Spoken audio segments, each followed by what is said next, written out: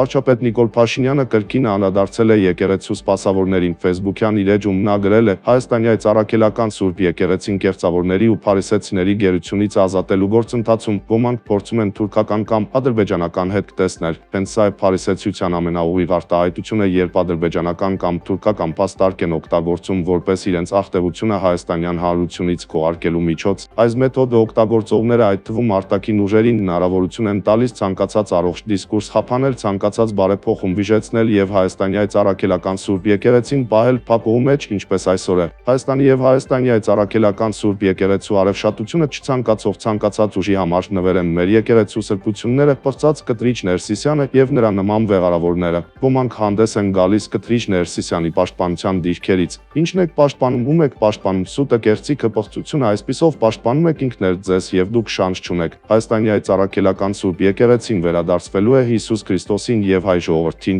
Կտրիչ Ներսիսյանը պետք է ազատի վեհարանը։ Հետգրություն։ Շատերն ուզում են հիմնավորել, թե ես նոր կաթողիկոսի թեկնածու ունեմ։ Ցավոք, կաթողիկոսի թեկնածու չունեմ։ Կաթողիկոսի նկարագիր ունեմ, մարդով հավատում է Աստծուն, մարդով Հիսուս Քրիստոսի հետևորդ է եւ ոչ թե խարտախվաշխարու մարդով ծառայում է եկեղեցուն, բարեպաշտ հոգեվորական է եւ ոչ թե վեղարի տակ թաքնված անարակ։ Եվ մենք ունենալու ենք բարեպաշտ եւ աստվածավախ կաթողիկոս Facebook-յան իր էջում նա Նիկոլ Փաշինյանը։